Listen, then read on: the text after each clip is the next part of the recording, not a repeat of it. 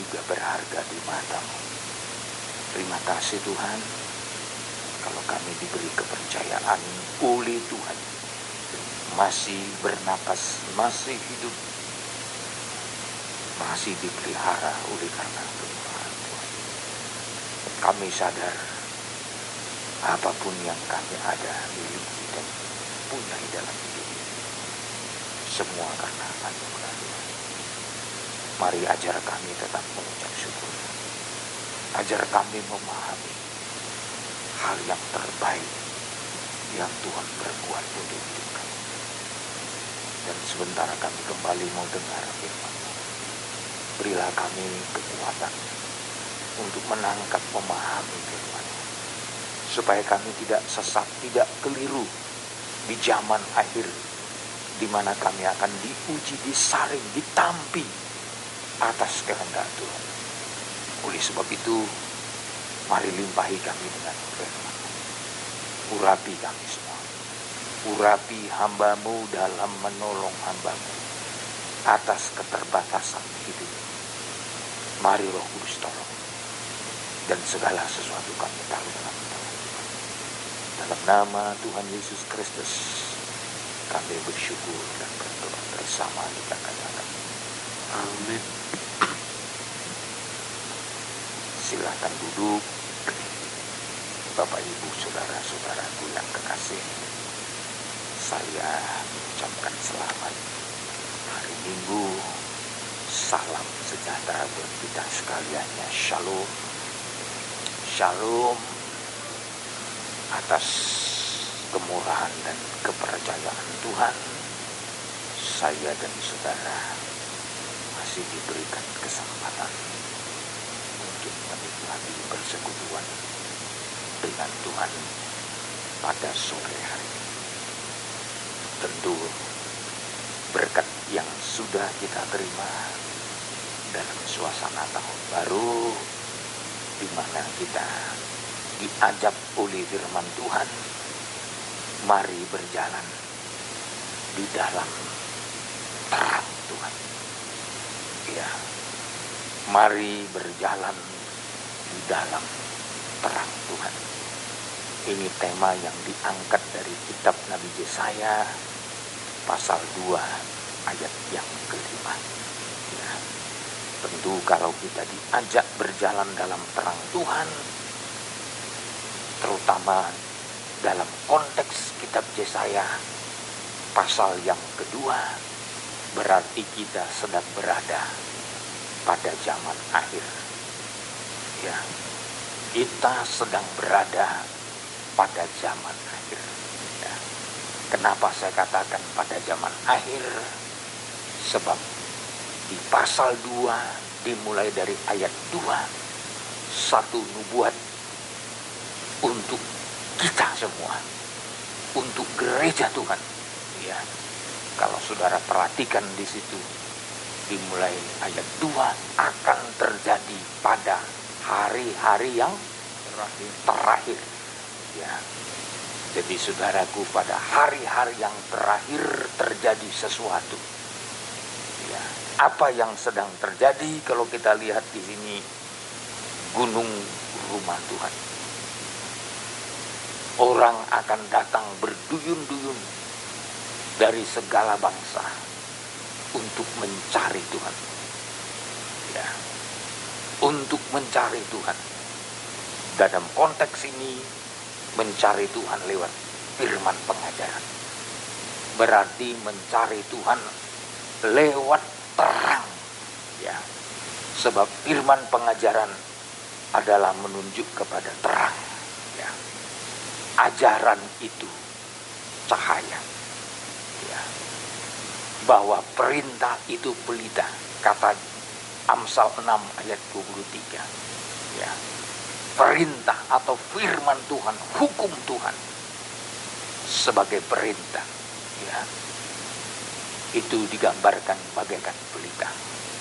Ajaran itu cahaya. Jadi kalau saudara menerima ajaran, berarti sedang menerima cahaya, terang saudara. Untuk apa? Kenapa firman nubuat ini disampaikan untuk kita? Supaya kita berjaga-jaga di konteks akhir zaman. Agar kita berjaga-jaga untuk menyambut kedatangan Tuhan kali yang kedua. Cara yang paling cepat untuk kita pahami adalah menerima firman Tuhan dalam pengajaran. Ini kunci persiapan kita. Kalau kita mau lolos, kalau kita mau tertolong menghadapi akhir zaman. Kenapa diajak berjalan di dalam terang Tuhan? Karena dunia ini makin gelap. Ya. Gelap. Terus semakin gelap. Dunia ini digelapkan bukan karena tidak ada matahari.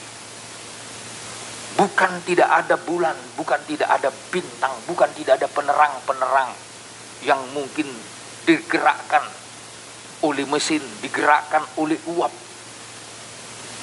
dan macam-macam sumber energi yang membangkitkan terang. Letak persoalannya bukan gelap secara jasmani, gelap secara rohani. Dunia semakin berada dalam kekuasaan iblis. Ya. Iblis kerja keras dimulai dengan tampilnya nabi-nabi palsu. Berlanjut lagi dengan tampilnya antikris. Dunia makin hari semakin gelap. Ya. Maka ada lagu Kidung Mempelai kita itu, saudara, di volume 1. Dunia semakin hari semakin sukar, tak dapat ku janapi seorang diri.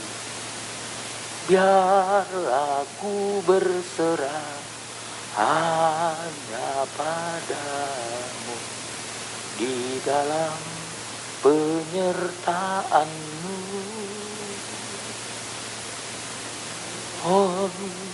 Ku selalu dikuatkan oleh pengajaran menang. Apalah jadinya hidupku ini tanpa pegangan firman-Mu. Oh Yesus, mempelai priaku, ku mohon pembelaan dan juga pemeliharaan di dalam hidupku. Oh Yesus, oh Yesus, mempelai priaku, ku perlu Engkau selalu menghadapi hari esok. Ku tak mampu sendiri. Kita tidak akan pernah mampu berjalan di tengah-tengah dunia yang makin gelap.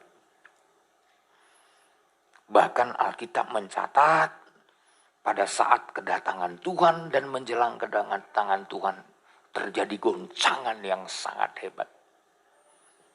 Matahari berubah jadi gelap. Bulan menjadi darah. Bintang-bintang berjatuhan. Ya. Itu menggambarkan, saudaraku, betapa hebatnya kuasa kegelapan.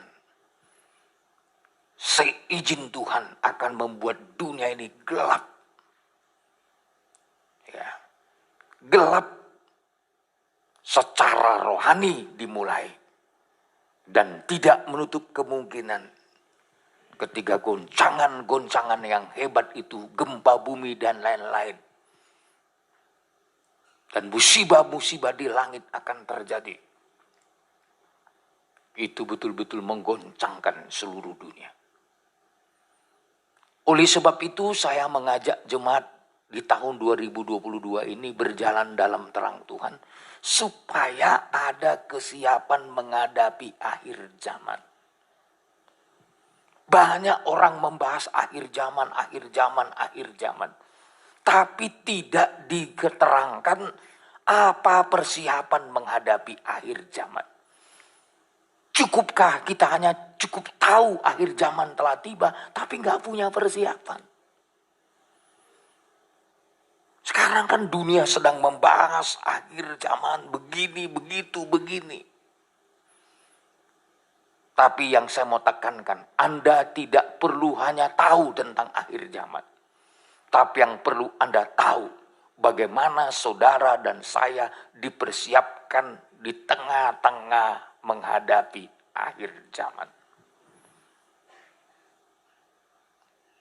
Oleh sebab itu berjalan dalam terang Tuhan berarti berjalan dalam pemeliharaan Tuhan. Kita telah bahas Markus 13 ayat 33 sampai 36.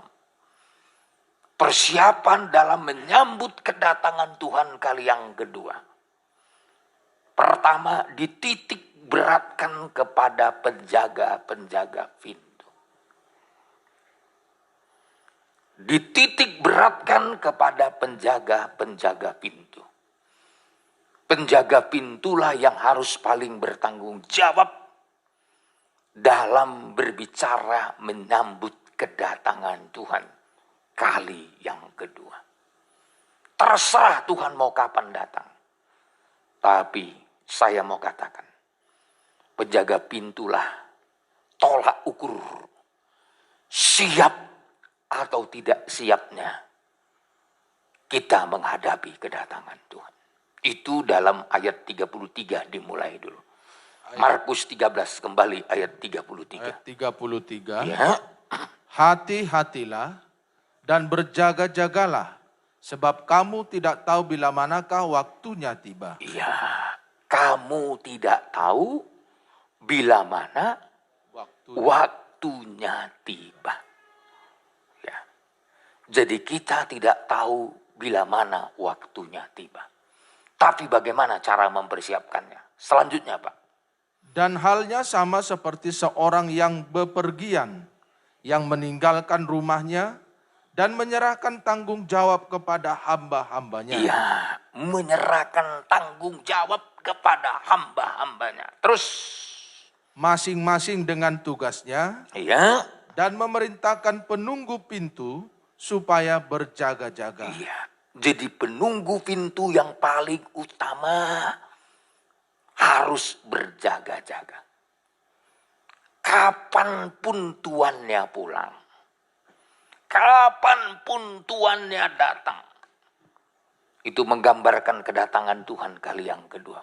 Penjaga pintulah yang paling utama harus berjaga-jaga. Saya seringkali berkata, penjaga pintu adalah menunjukkan penggembalaan. Ya, itu dalam Injil Yohanes pasal 10 ayat 2. Coba, Yohanes 10 ayat 2. Ayat 2. Ya. Tetapi siapa yang masuk melalui pintu, Ya. ia adalah gembala domba. Apa? Gembala domba. Terus, Pak. Untuk dia penjaga membuka pintu. Iya. Dan domba-domba mendengarkan suaranya. Dan ia memanggil domba-dombanya masing-masing menurut namanya dan menuntunnya keluar. Inilah yang disebut penjaga pintu, gembala. Jadi yang paling bertanggung jawab untuk menyambut kedatangan Tuhan dalam konteks berjaga-jaga, tanggung jawab penggembalaanlah yang terpenting. Maka saudaraku, Kenapa kita harus menghargai penggembalaan? Kenapa kita harus tergembala? Kenapa kita harus memberikan diri kita bagaikan domba yang mau digembalakan? Karena di situ letak tanggung jawab terbesar dalam menyambut kedatangan Tuhan kali yang kedua. Banyak orang bisa bergereja, tapi belum tentu tergembala. Banyak orang bisa menawarkan gereja, menawarkan pelayanan. Tapi saya mau katakan, kalau Anda mau siap menyambut kedatangan Tuhan, tidak cukup hanya bergereja. Harus menjadi orang-orang yang tergembala.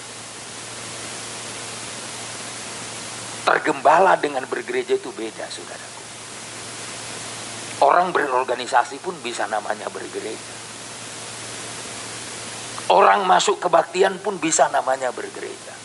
Tapi kalau tergembala, berarti memberikan hidupnya untuk dituntun, dibimbing, diarahkan, dijaga, dipelihara, diberi makan, diberi minum.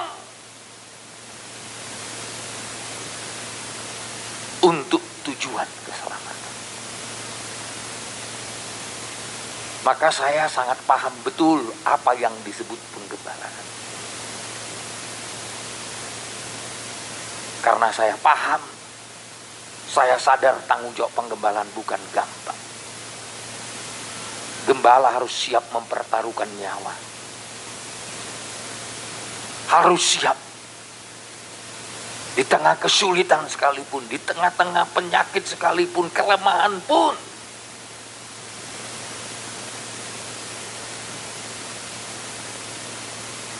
Harus tetap bertanggung jawab.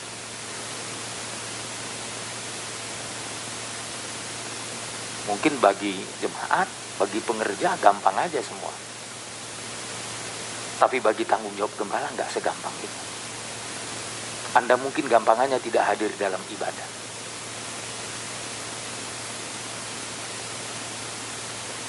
Meninggalkan ibadah.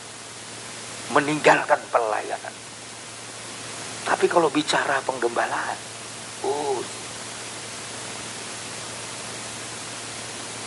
itu tanggung jawabnya berat. Ya.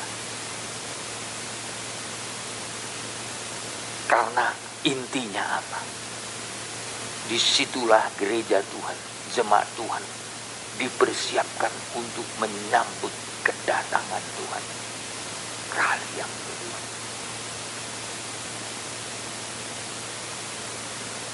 Ini yang tersulit, saudaraku.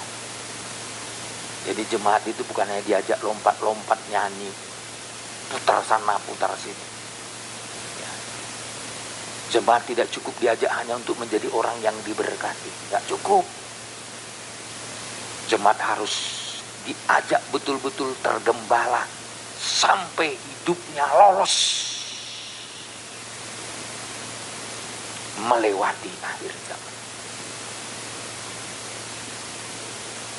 Oleh sebab itu, saudaraku, saya selalu kalau mengajar gembala-gembala, jangan menjadi gembala upahan. Jangan coba-coba.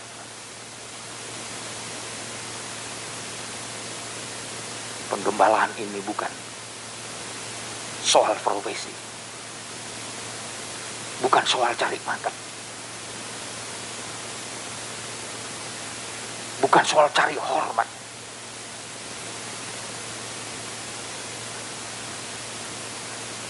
Dan seringkali saya katakan, jangan diuji coba.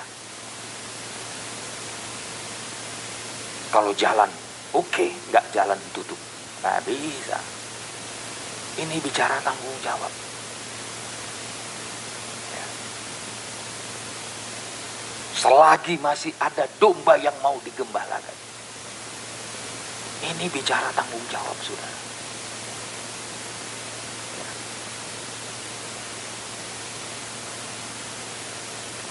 Oleh sebab itu, saudara, ya, penjaga pintu menjadi Tolak ukur pertama. Penjaga pintu berarti pembuka jalan masuk atau keluar. Itu tugas penjaga pintu. Dan tugas penjaga pintu itu harus betul-betul orang-orang yang memahami waktu kedatangan Tuhan. Itu sebabnya saudaraku, penjaga pintu itu ditugaskan seperti Yohanes Pembaptis menjadi pembuka jalan. Jadi ciri khas orang yang bertanggung jawab untuk menjadi penjaga pintu, memang yang paling pertama adalah Yesus Kristus. Tapi di dalam pelayanan Yesus Kristus ada orang yang ditugaskan untuk mendahului Tuhan. Di Yesaya 40 ayat 3 dinubuatkan. Yesaya 40 ayat 3. Apa nubuatnya? Silakan. Ada suara yang berseru-seru, persiapkanlah di padang gurun jalan untuk Tuhan. Ya. Luruskanlah di padang belantara jalan raya bagi Allah kita. Jadi ini berbicara tentang penampilan Yohanes Pembaptis.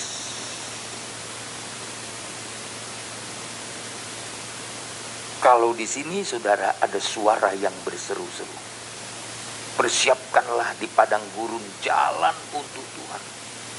Luruskanlah di padang belantara jalan raya bagi Allah kita.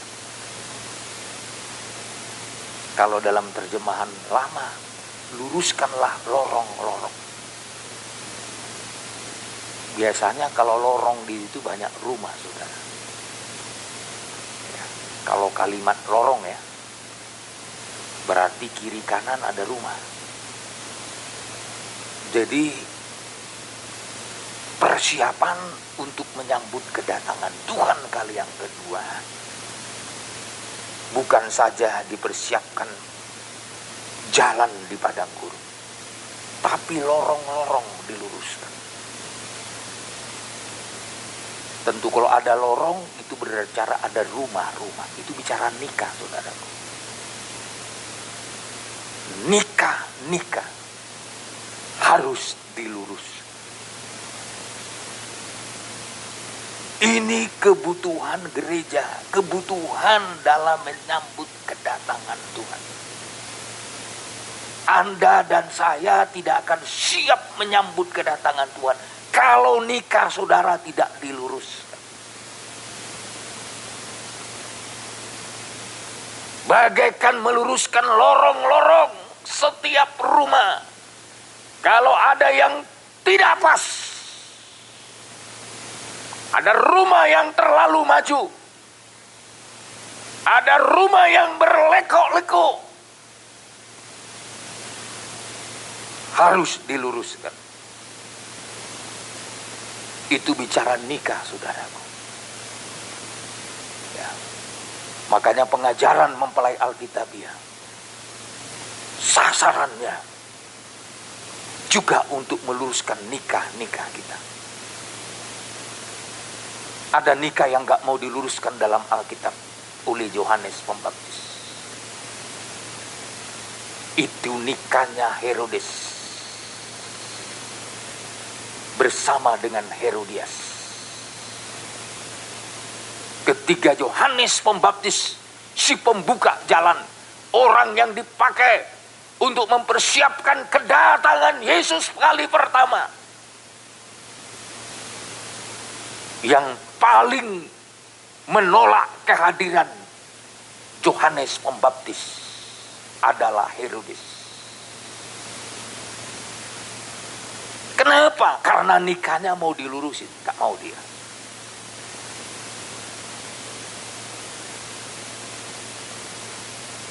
Akhirnya apa, saudaraku?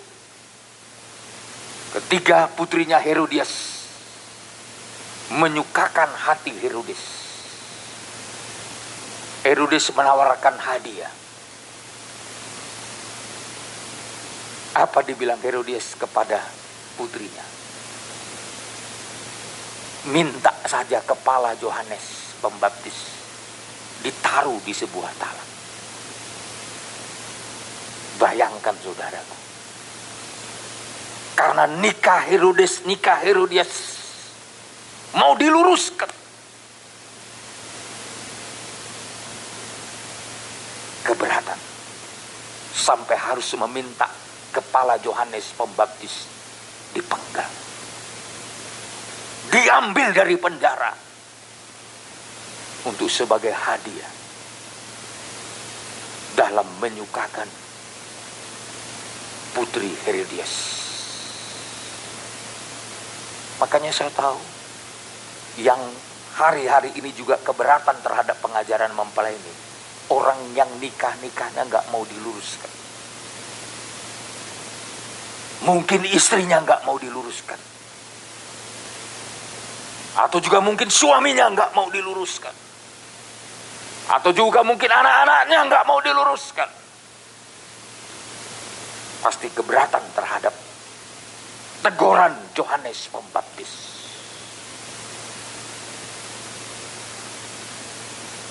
Saudara,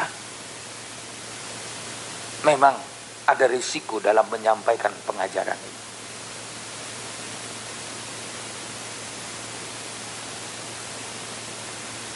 Bukan saja Yohanes masuk penjara, kepalanya dipenggal. Ya. Karena persoalan meluruskan lorong-lorong, nikah, rumah. Makanya saudara kalau nggak mau diluruskan, istri nggak mau diluruskan, tetap melawan sama suami. Waduh, tetap maunya suaminya dibawa ke tiaknya. Tapi sini nggak ada. Lewat pengajaran mempelai ini saudara diluruskan. Haleluya. Atau tetap sebagai suami tapi nggak mau mengasihi istri, perlu diluruskan. Jadi bukan hanya istri yang perlu diluruskan, suami juga, anak-anak juga. Semua kita perlu diluruskan. Bagaikan luruskan lorong-lorong. Buat jalan untuk Tuhan. Haleluya. Mau terima firman Tuhan yang meluruskan? Ini loh, kalau hanya untuk bikin telinga senang, banyak. Cari gereja lain, banyak yang suka bikin telinga Anda digelitik lagi. Ya. Dibikin ketawa-ketawa, dibikin janji-janji. Tapi kalau saudara tidak diluruskan, kapan saudara siap menyambut kedatangan Tuhan?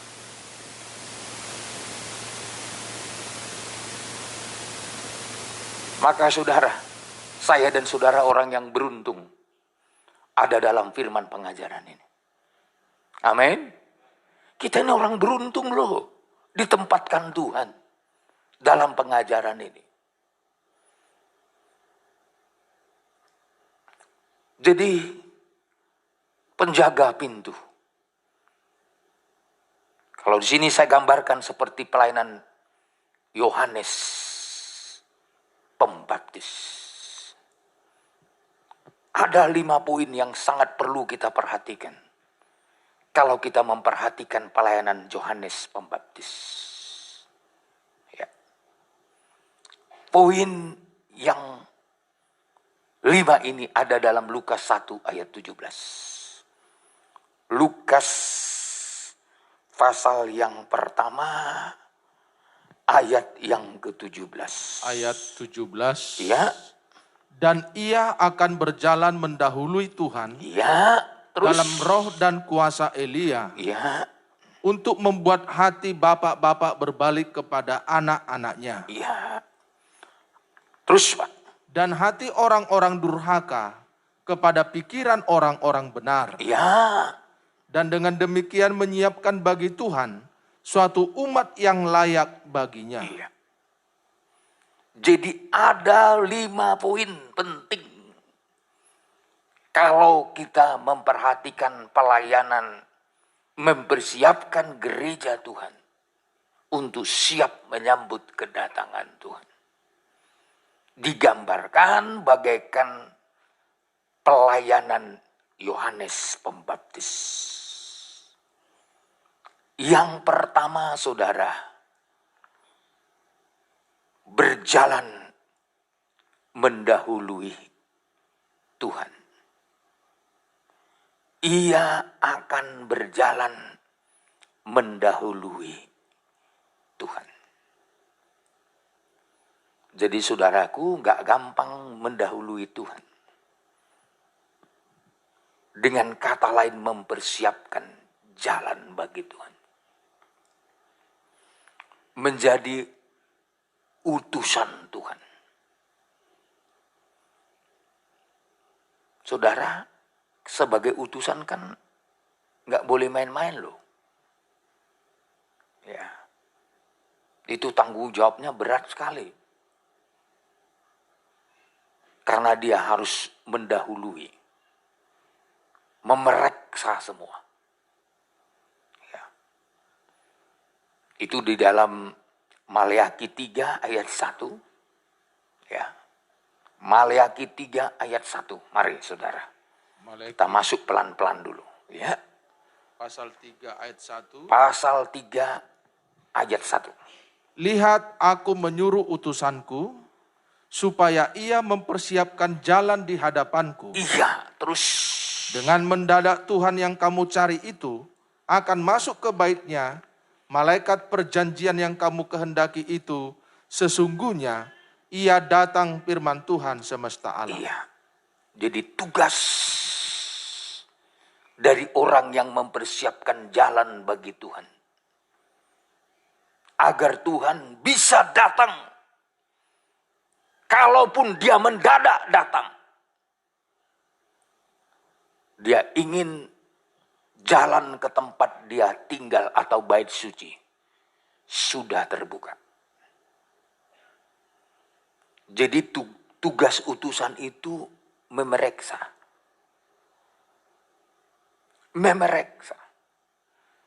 Persiapan untuk menyambut kedatangan Tuhan kali yang kedua. Pelayanan yang bisa memeriksa. Tapi memeriksa itu jangan sembarangan. Harus ada alat untuk bisa memeriksa dengan benar. Ya. Jadi bukan asal periksa-periksa saja saudaraku. Ya. Hidup saudara dan hidup saudara perlu diperiksa. Tapi apa alat untuk memeriksa hidup kita? Kalau kita memeriksa sembarangan, kita nanti bisa menghakimi. Ya, makanya banyak kan orang menghakimi. Ya, karena alat pemeriksaannya bukan firman. Kitab Zefanya pasal 1 ayat 12. Ya. Memeriksa itu digambarkan bagaikan menggeledah. Pakai apa digeledah? Yerusalem itu gambaran gereja. Gambaran pribadi kita semua. Perlu diperiksa. Ayat 12, Pak. Ayat 12. Ya. Pada waktu itu aku akan menggeledah Yerusalem. Ya, menggeledah Yerusalem. Yerusalem. Ya. Menggeledah Yerusalem. Zefanya 1 ya. Ayat 12. Ya, jangan terlambat-terlambat. Biar yang lain bisa diberkati. Ya, terus. Dengan memakai obor. Pakai apa? Obor. Obor. Ya. Jadi pakai obor ya. Jadi kalau memeriksa itu Yerusalem. Masuk Yerusalem. Yerusalem gambaran gereja loh. Gambaran kita diperiksa semua pakai obor. Ya. Menggeledahnya.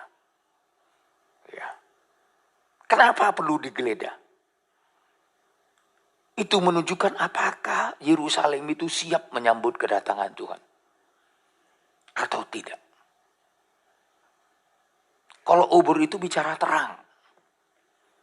Jadi terang pengajaranlah sebenarnya alat untuk menggeledah. Menggeledah Yerusalem. Yerusalem adalah berbicara ibadah dan pelayanan. Yerusalem juga berbicara mempelai perempuan Tuhan. Itu Wahyu 21 ayat 10. Itu gambaran dari mempelai, saudara. Gitu, coba kita lihat dulu sebentar. Ya. Wahyu 21 ayat 10. Ya. Lalu di dalam roh, ia membawa aku ke atas sebuah gunung yang besar lagi tinggi. Terus. Dan ia menunjukkan kepadaku kota yang kudus itu, Yerusalem turun dari sorga dari Allah. Iya. Turun dari sorga dari Allah. Coba ayat 9. Ya. Maka datanglah seorang dari ketujuh malaikat yang memegang ketujuh cawan yang penuh dengan ketujuh malapetaka terakhir itu. Lalu ia berkata kepadaku, katanya, marilah ke sini, aku akan menunjukkan kepadamu pengantin perempuan mempelai anak domba. Pengantin perempuan mempelai anak domba. Jadi ditunjukkanlah gereja Tuhan mempelai perempuan. Kemana dibawa? Ayat 10. Lalu di dalam roh ia membawa aku ke atas sebuah gunung yang besar lagi tinggi. Ya.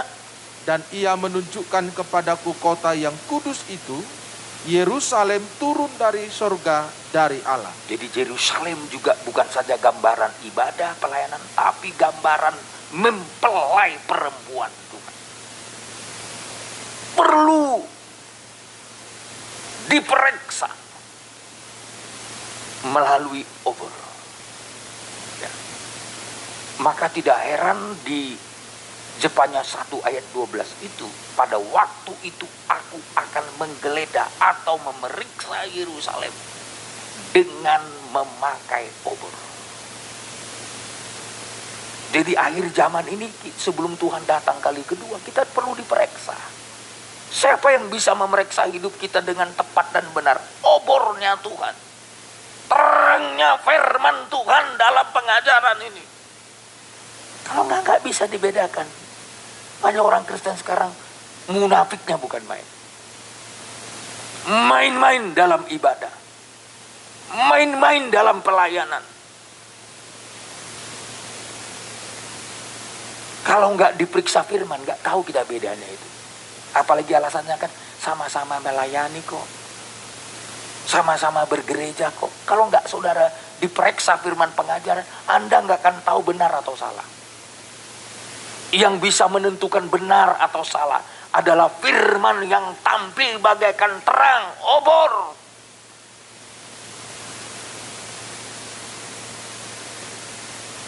Ya, kira kalau udah bisa lompat-lompat gini-gini, oh udah benar itu. Belum tentu, saudara. Periksa dulu pakai obor. Nikah kita, oh jangan kira, ya kalau udah bisa mesra-mesraan udah beres, belum tentu. Periksa dulu pakai pengajaran. Kalau ada tamu semua beres. Yang kelahi pun langsung ramai itu, mami, papi. Tapi kalau pengajaran memeriksa, apakah dia suami yang mengasihi istrinya? Amin. Apakah dia istri yang betul-betul tunduk kepada suaminya? Pengajaran yang bisa memeriksa itu. Kalau enggak, saudaraku, munafik. Tahu munafik?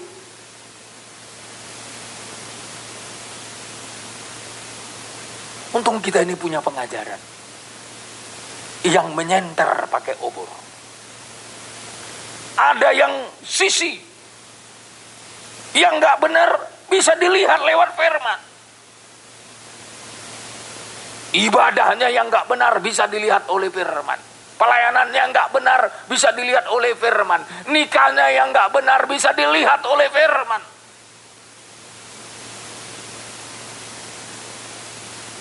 Wah ini loh. Dan ketiga digeledah pakai obor. Ada yang siap untuk selamat. Ada yang siap untuk dihukum. Bukan saya ngomong ya. Zefanya itu yang ngomong. Sekali lagi Pak 12. Ayat 12. Pada waktu itu aku akan menggeledah Yerusalem dengan memakai obor. Iya. Dan akan menghukum orang-orang yang telah mengental. Dan akan menghukum. Digeledah, diperiksa, ada yang akan dihukum, ada yang lolos.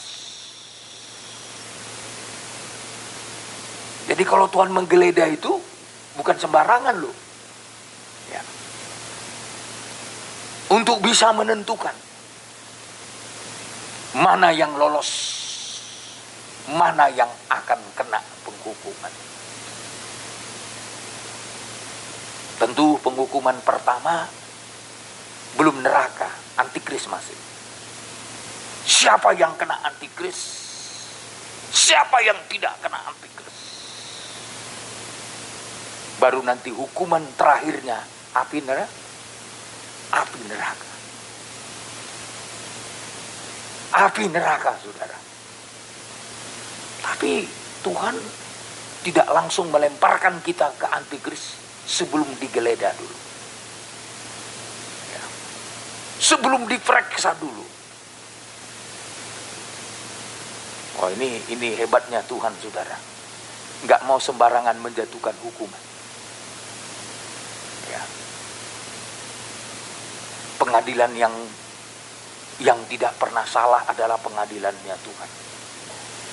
Ya, kalau pengadilan dunia ini bisa salah, bisa menjatuhkan hukuman menurut kata orang, menurut ini dan itu bisa orang terhukum. Ya. Tapi pengadilan Tuhan adalah pengadilan kebenaran. Tak bisa salah dalam menentukan. Kalau benar-benar salah. Dia adalah maha adil. Ya. Itulah Tuhan kita.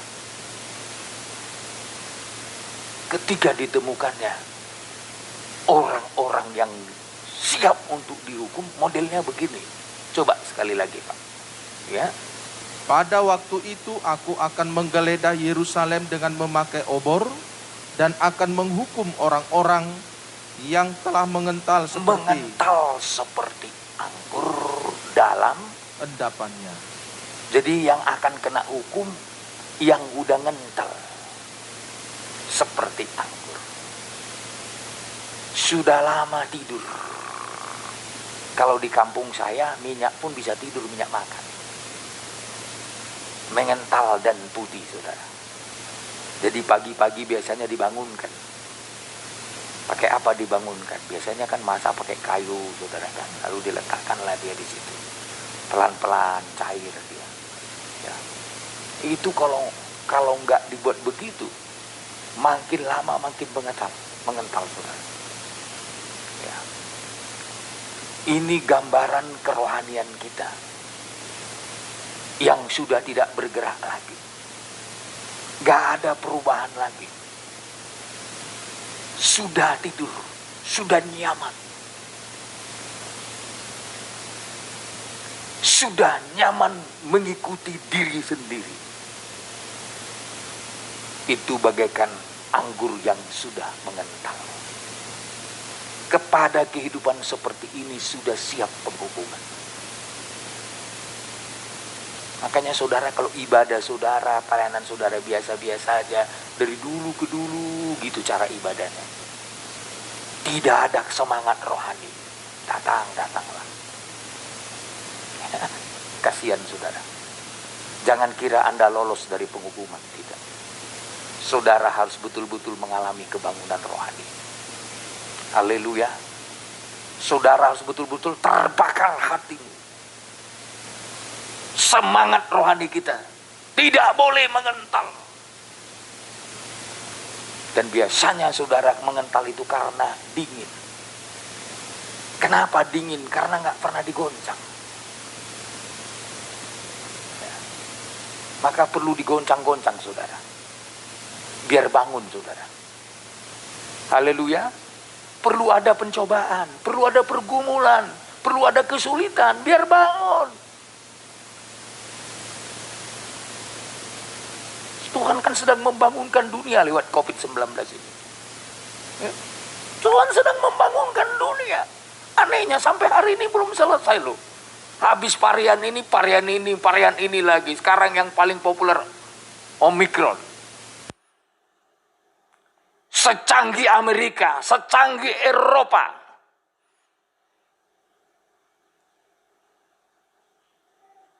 Dalam ilmu dunia kesehatan, Eropa itu bukan main-main loh.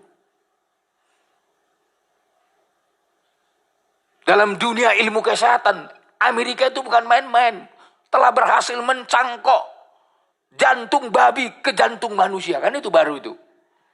Itu sedang viral itu di YouTube. Sukses katanya. Dalam hatiku makin mahal lah babi.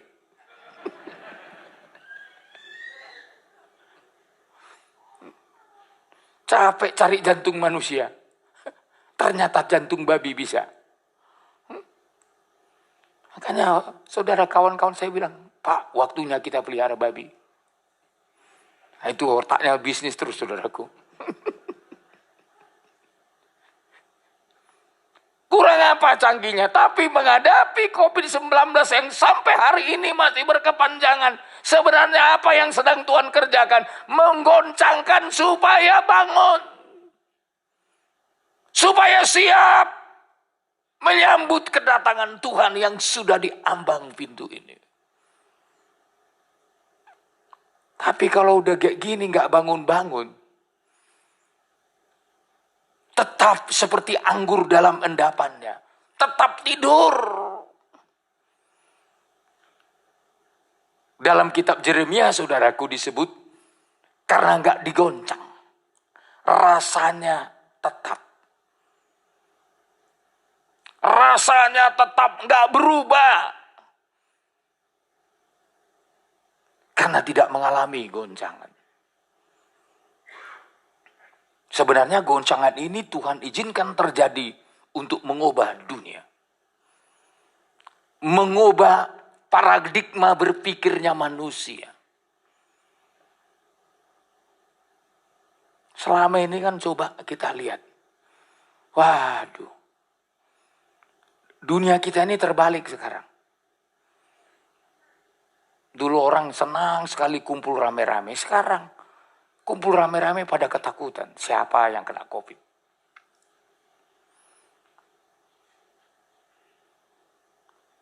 Terjadi banyak. Sepertinya dunia terbalik sekarang. Ya. Apa yang dibanggakan dulu, sekarang menjadi ketakutan. Apa yang menjadi kesenangan dulu, sekarang ini menjadi kekhawatiran. Itulah kita sekarang. Itulah dunia kita sekarang. Bayangkan loh, sampai salaman aja sekarang mikir 1000 kali. Ya. Saya kadang-kadang kan kalau KKR itu tiba-tiba datang orang langsung peluk saya. Ya kalau yang peluk kenal masih mendingan. Ini nggak kenal siapa pula ini.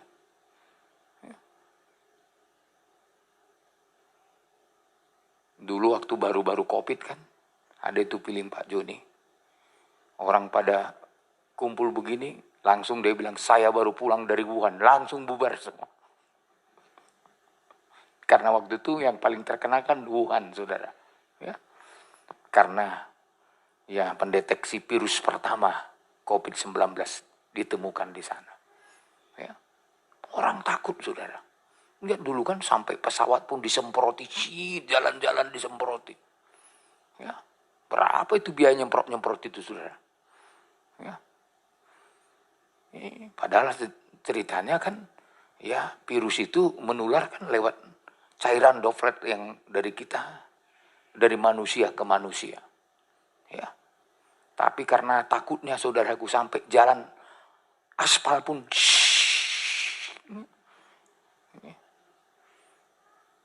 Sampai sekarang. Untuk sekarang udah tahu, makin tahu orang nggak gitu lagi. Tapi sekarang masih menakutkan dunia.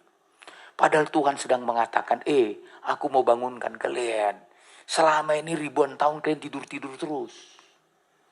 Rohani kalian nggak berubah-ubah. Memang kalian ke gereja, tapi gerejanya hanya berliturgi aja. Seremonial saja. Organisasi saja.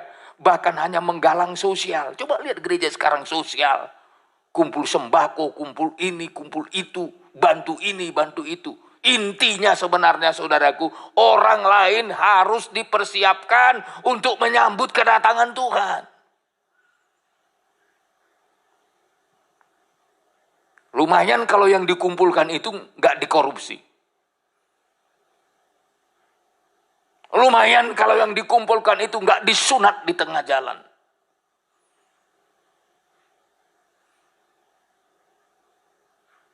Segala macam banyak program, saudara. Kalau nggak didasari dengan takut akan Tuhan. Wah, ngeri, saudara. Ngeri, mengerikan. Karena takut akan Tuhannya. Maka kita bisa melakukan firman Tuhan dengan benar. Dengan jujur. Dengan setia. Saudara, sudah siap hukuman bagi orang yang seperti anggur yang mengendap. Gimana ciri khas orang yang seperti anggur mengendap? Coba terus, Pak. Dan yang berkata dalam hatinya. Ini modelnya. Yang berkata dalam hatinya. Terus. Tuhan tidak berbuat baik dan tidak berbuat jahat. Inilah model orang yang seperti anggur yang mengendap. Tuhan tidak berbuat baik. Tuhan tidak berbuat. Dengan kata lain, Tuhan itu nggak ada apa-apanya. Dia tidak tolong saya. Dia juga tidak membuat saya sakit. Inilah ciri khas orang yang bakalan kena hukum. Merasa Tuhan tidak berbuat apa-apa. Padahal dia hidup hari ini karena Tuhan. Anda bernapas karena Tuhan.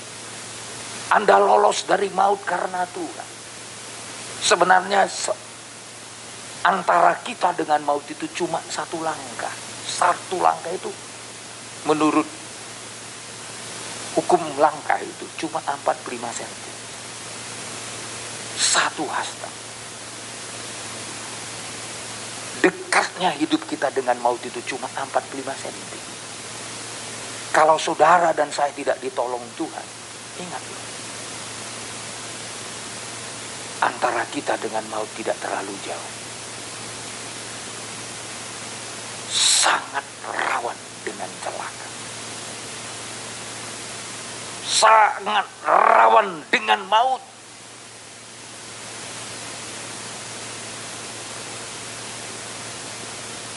Satu langkah saja. Jadi kalau saudara hidup hari ini hanya karena Dia. Haleluya. Amin. Karena Dia. Saudara dipelihara Tuhan, dicukupkan Tuhan karena Dia, bukan karena kuat. Jangan bilang Tuhan tidak berbuat baik.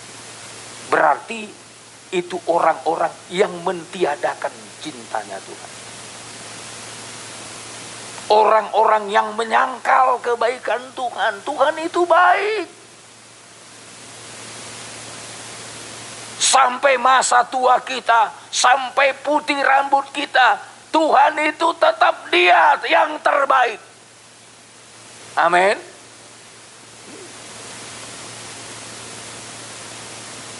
Pernah tahu lagu Batak?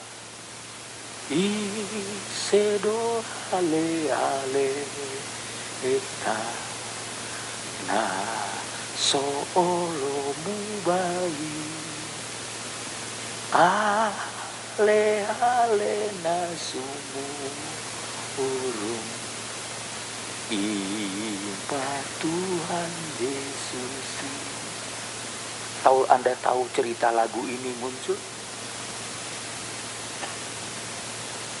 Ada dua orang, satu pasang orang yang siap untuk menikah.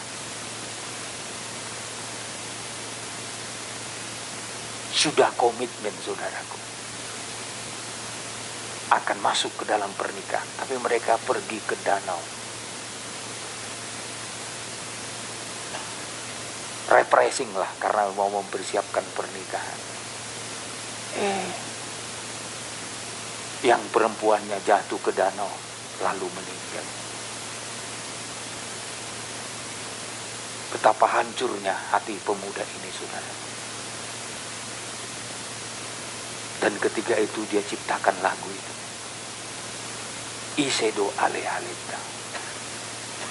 Bahasa Indonesianya, Yesus sahabat setia. Rupanya kalau udah mati, orang yang paling kita cintai itu selesai semua. Maka di situ di kalimat, kalau bahasa Batak lebih jelas, Molo mate dagino da da da da da da da. Tahu lagu itu? Kalau udah mati daging ini, putus nyawa ini, selesailah percintaan. Selesailah hidup di dunia ini.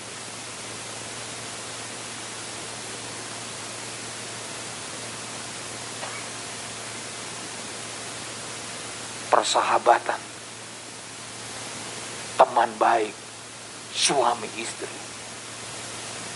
kalau sudah mati, selesai semua.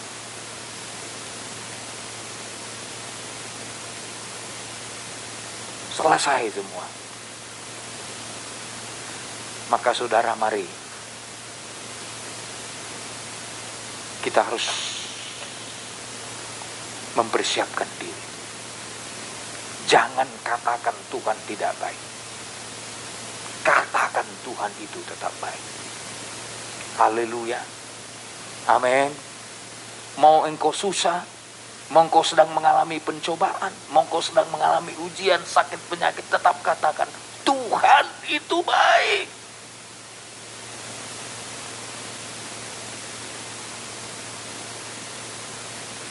Mungkin saudara saat berputus asa, tetap katakan Tuhan itu baik.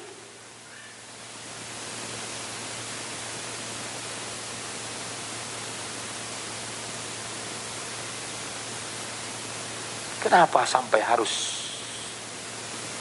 dihukum orang-orang yang mengendap seperti anggur? Yang merasa sudah terbiasa-biasa gitu saja, tidak merasakan Tuhan baik. Yang anehnya di ini juga tidak mengatakan Tuhan itu jahat. Nah, dengan kata lain, nggak ada Tuhan, nggak ada apa-apanya Tuhan. Tuhan kan nggak menolongku. Aku bisa kaya kan karena aku bisa sehat kan karena memang aku sehat. Aku bisa dapat uang karena aku kerja. Itulah ciri khas orang yang sudah seperti anggur yang mengendap, saudara. Anda bisa bekerja karena Tuhan kasih sehat. Haleluya. Anda dapat rezeki karena Tuhan buka jalan. Bukan karena engkau pintar bekerja, berdagang. Bukan. Tapi karena Tuhanlah yang menyediakan hidangan dalam hidup saudara. Haleluya. Tapi kalau kita bilang dia tidak berbuat baik, berarti seolah-olah nggak ada dia. Dia nggak berbuat jahat, artinya kita bikin dosa pun nggak apa-apa. Dia nggak akan menyakiti kita. Dia tidak akan menghukum kita. Sepertinya kita ini tersembunyi dari mata Tuhan. Oleh sebab itu penjaga pintu, tugas utamanya mempersiapkan orang yang di dalam. Bagaimana orang yang di dalam perlu dipersiapkan, dibangun, digeledah dengan obor.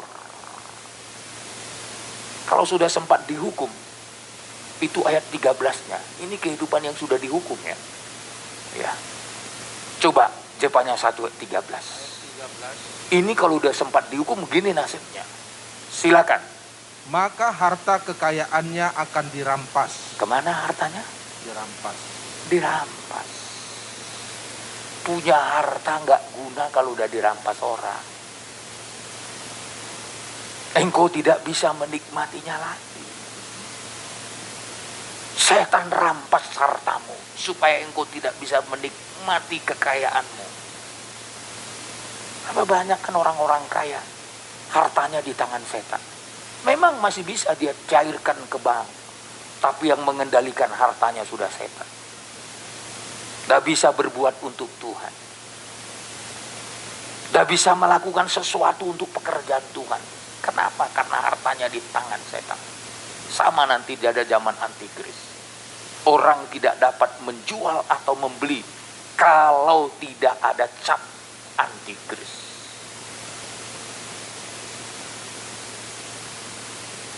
Mau apa lagi? Kalau udah kayak gitu saudaraku, punya harta juga nggak guna. Terus bagaimana lagi selanjutnya? Dan rumah-rumahnya akan menjadi sunyi sepi. Sunyi sepi terus. Apabila mereka mendirikan rumah, Ya, mereka tidak akan mendiaminya. ngapain punya rumah kayak istana tapi nggak ada waktu lagi untuk mendiami. Karena dia meninggal. Ada saya banyak tahu saudaraku, dia bangun rumah kayak istana. Setelah rumah itu selesai belum sempat diresmikan, lewat. Apa lagi kebanggaannya? Ada banyak saya tahu punya rumah nggak bisa ditempati. Tahu yang tempati? Jangkrik itu sama apa itu namanya? Itu paling takut cucu saya sama itu, kecoa. Kayak istana pun rumah saudara kalau nggak ditempati nanti kecoa yang datang.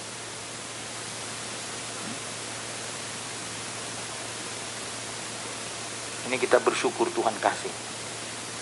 Dulu sebelum ini kita pakai tempat ibadah, wah nggak tahu saya tempat baunya setengah mati. Wajah sekarang ini sudah diservis jadi tempat ibadah. Ya. Apa artinya kita punya? Kalau nggak bisa kita nikmati. Ya, sekarang puji Tuhan kita bisa pakai untuk ibadah, untuk mencari Tuhan, untuk menyembah Tuhan, untuk mengajak orang ketemu dengan Tuhan. Ini anugerah saudara. Ini kenapa kita memilih tempat ini? Karena sini parkirnya di samping langsung. Ibu-ibu yang tua, bapak-bapak yang tua nggak perlu turun tangga naik tangga, langsung masuk sini bisa. Ya. Yang lambat jalannya pun boleh seperti saya. Ya, kalau sekarang saya disuruh ibadah di SD 03 sana nggak mungkin lagi saudara. Ya, untuk turun saja saya serak napas saudara.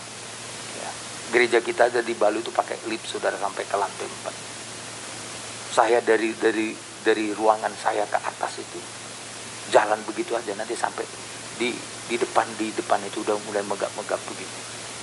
Saya sadar fisik ini makin merosot saudara. Ya, untung Tuhan kasih tempat seperti ini untuk kita. Ya, dulu saya kurang mengerti, tapi sekarang saya makin mengerti. Oh, ini maunya Tuhan. Ya. Bagi yang sudah sulit berjalan, sudah sulit untuk melangkah, masih bisa datang. Ya, andai kata pun pakai kursi roda, gampang datang sini. Keluarganya bisa antar. Ya. Saya masih ingat di Balui dulu ada orang yang pakai kursi roda, nggak bisa naik ke atas. Harus diangkat pengerja sampai 4 orang ke kursi roda. Sekarang yang mau kursi roda pun dorong, udah bisa ibadah. Ya. Nah itu enaknya kalau ada fasilitas dikasih Tuhan. Ya nggak tahu saya nanti sini atau ya nggak usahlah terlalu besar, cukup dan begini. Ya kalau tambah lagi nanti kita bangun di depan sana. Ya yang tidak perlu pakai tangga-tangga ke atas. Ya. Sebab masih ada Tuhan kasih untuk kita untuk dipakai untuk rumah Tuhan, untuk kemuliaan bagi nama Tuhan. Jadi membangun rumah tapi tidak mendiami. Terus apabila mereka membuat kebun anggur mereka buat, usaha mereka buat, menjanjikan, ya, prospeknya bagus, karena proyek kebun anggur itu, ya, itu mau busuk pun anggur itu tetap laku, saudara. Makin busuk makin mahal. Namanya wine. Itu tahun 1800 sekian, itu lebih mahal daripada tahun 2000 sekian atau tahun 1900. Menjanjikan, tapi apa kata Alkitab? Ya, mereka tidak akan minum anggurnya. Mereka tidak minum anggurnya. Ya. Kenapa, saudaraku? Gak ada kesempatan. Pintu telah tertutup. Oleh sebab itu di ayat 14. Apa ayat 19? Ayat 14. Ya. Sudah dekat hari Tuhan yang hebat itu. Ya. Sudah dekat dan datang dengan cepat sekali. Dengar, hari Tuhan pahit, pahlawan pun akan menangis. Ya. Dengar, hari Tuhan pahit, pahlawan pun akan menangis.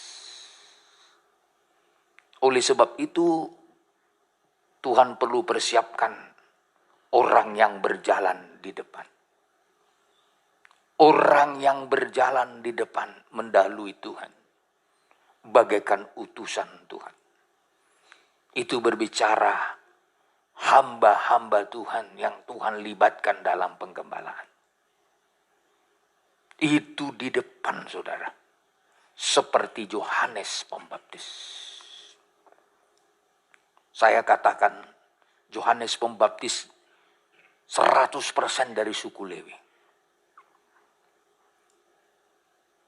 Dan kehidupan yang 100% dari suku Lewi adalah menggambar kehidupan yang 100% bergantung sama Tuhan.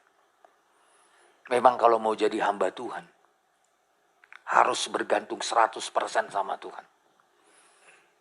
Andai kata pun bekerja, jangan bergantung atas pekerjaan. Kalau mau jadi hamba Tuhan, ya. Itulah suku Lewi. Ulangan 18 ayat 2. Ya. Ini saudara. Ini orang yang akan dipakai mempersiapkan. Orang yang ketergantungan 100% sama Tuhan. Ini kalau cabang-cabang, saya bilang sama Willy, kalau banyak kali cabangmu Willy, nggak bisa kau jadi hamba Tuhan.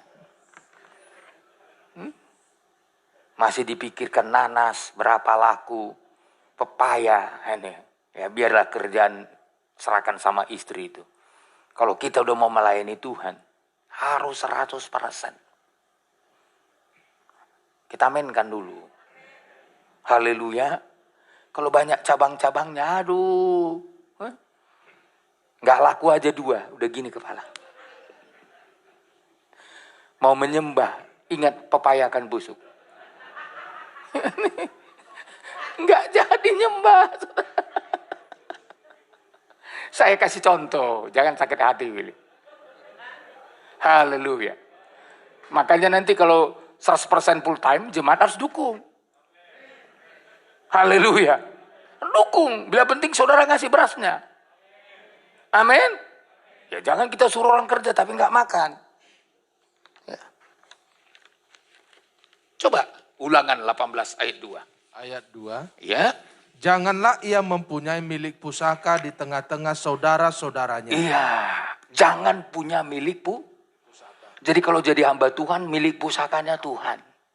Kalaupun dia punya rumah, punya tanah, ingat bukan punya dia itu. Baru mantap. Jadi hati kita nggak terikat. Ya. Andai kata kita pergi ke sorga pun nggak terikat dengan bangunan ini kita. Ya. Enak saudaraku, enak terbangnya nanti ke sorga. Coba mau terbang, tunggu bah, masih ada masku.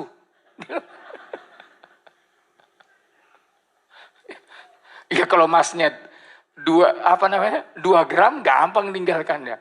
Coba setengah kilo, 2 kilo di lemari.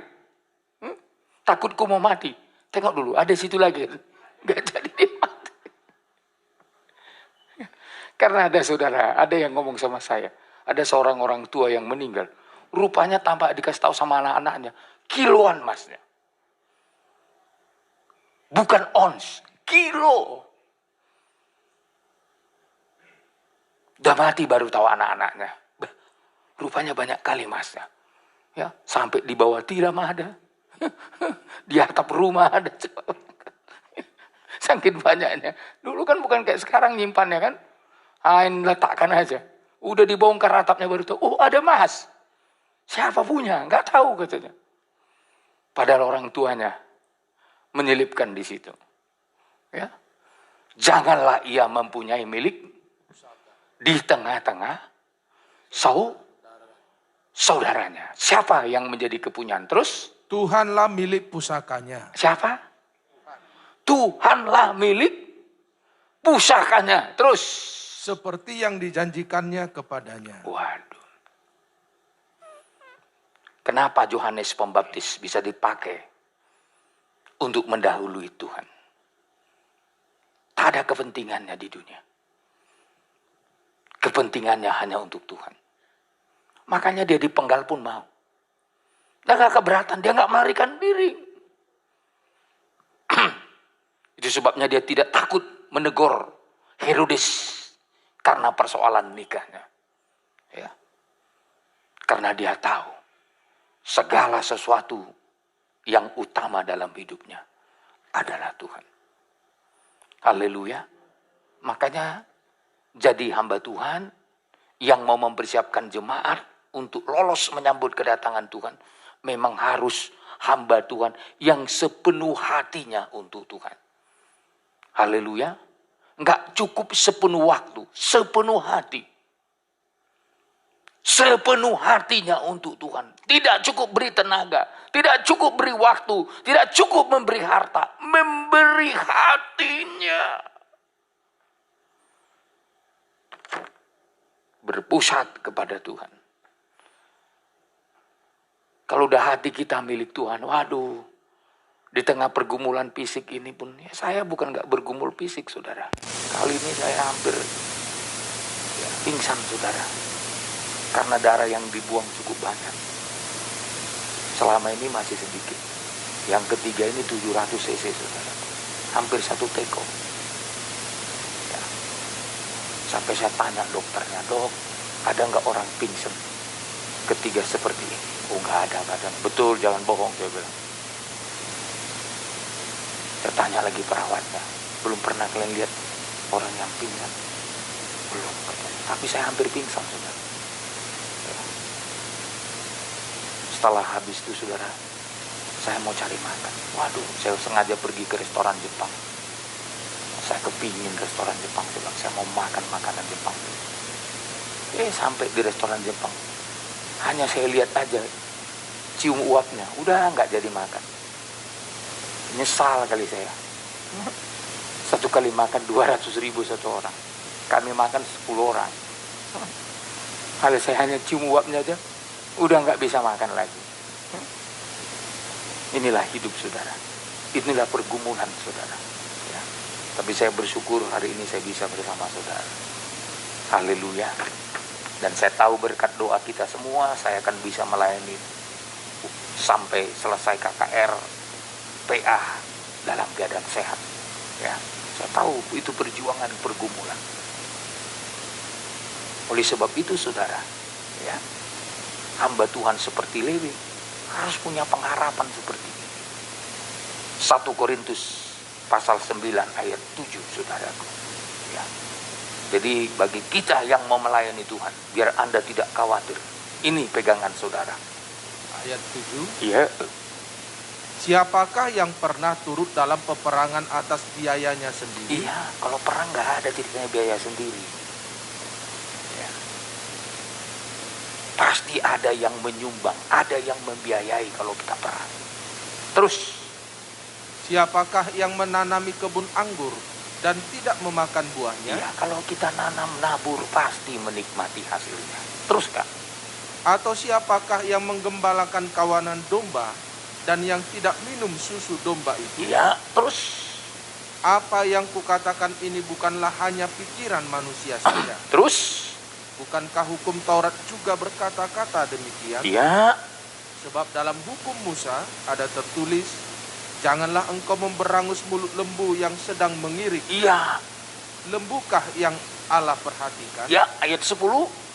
Atau kitakah yang ia maksudkan? Ya, untuk kitalah hal ini ditulis, Ya, yaitu pembajak harus membajak dalam pengharapan, dan pengirik harus mengirik dalam pengharapan untuk memperoleh bagian dia. iya. Di sini ada pelajaran penting, saudara. Setiap orang yang melayani Tuhan, setiap orang yang menabur, termasuk jemaat menabur, pasti diberi kesempatan untuk menikmati hasilnya.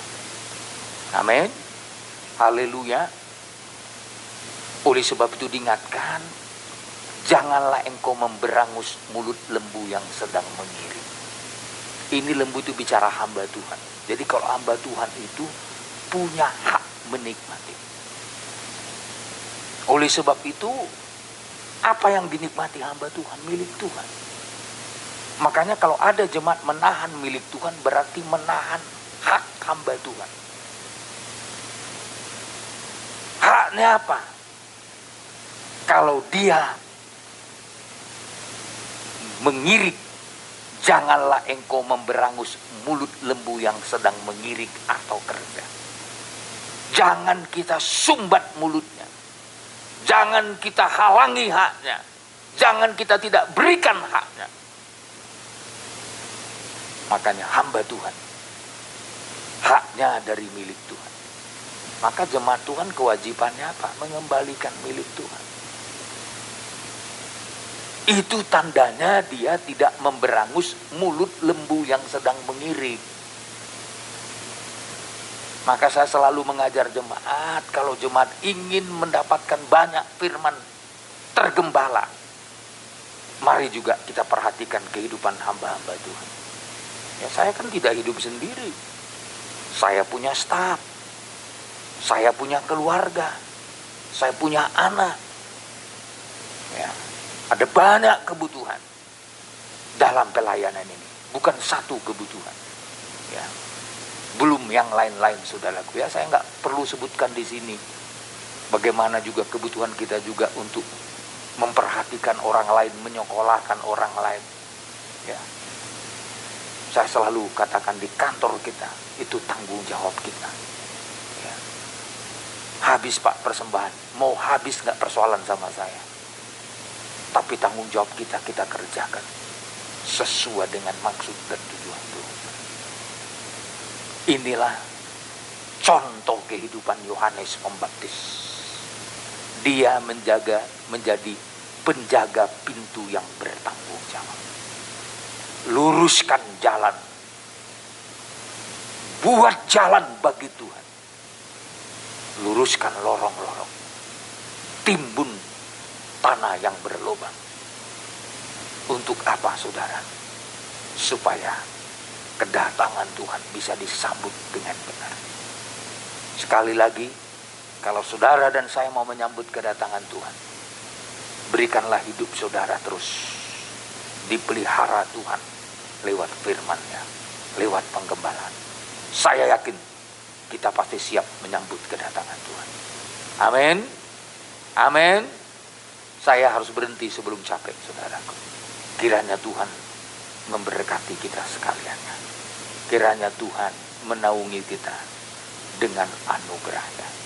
Benar Tuhan, kami tidak akan pernah lepaskan pengharapan di dalam Tuhan. Amin. Tuhan, itu yang menjadi kerinduan kami semua. Persiapkanlah kami Tuhan. Kami yakin Engkau akan datang segera. Kami mau berjaga-jaga. Kapanpun Tuhan datang, tolong kami Roh Kudus. Tolong kami Tuhan. Amin.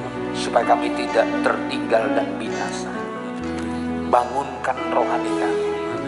Goncangkan kami. Supaya kalau Engkau datang, kami sudah siap. Amin. Amin. Yesus. Terima kasih Tuhan.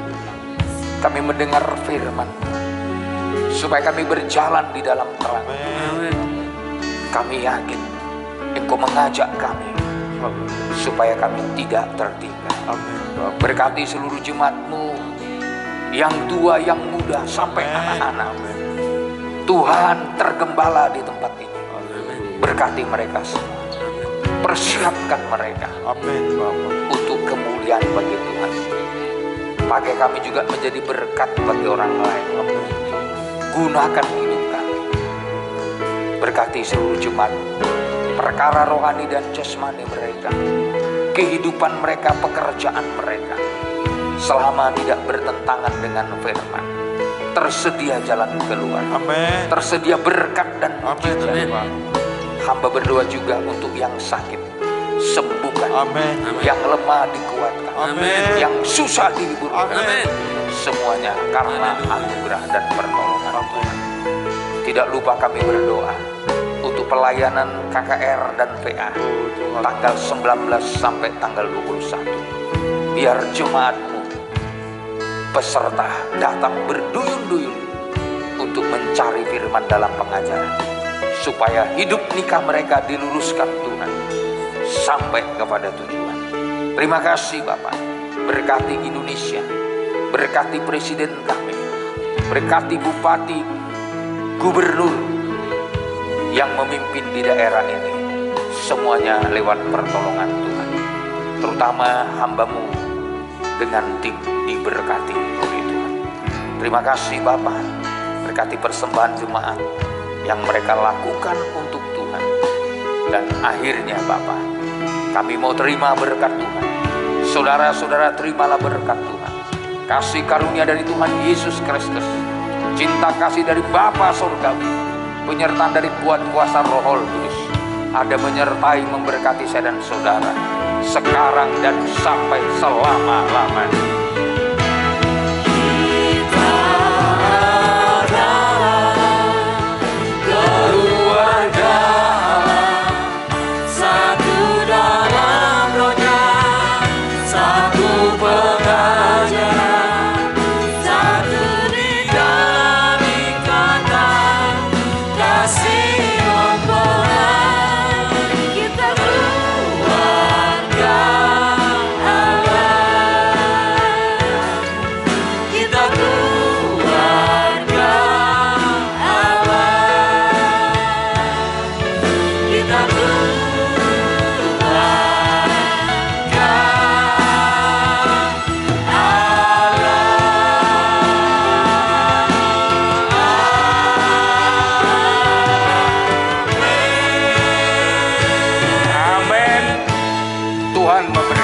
Selamat Minggu, silakan duduk dulu saudaraku untuk kita mendengarkan beberapa pengumuman karena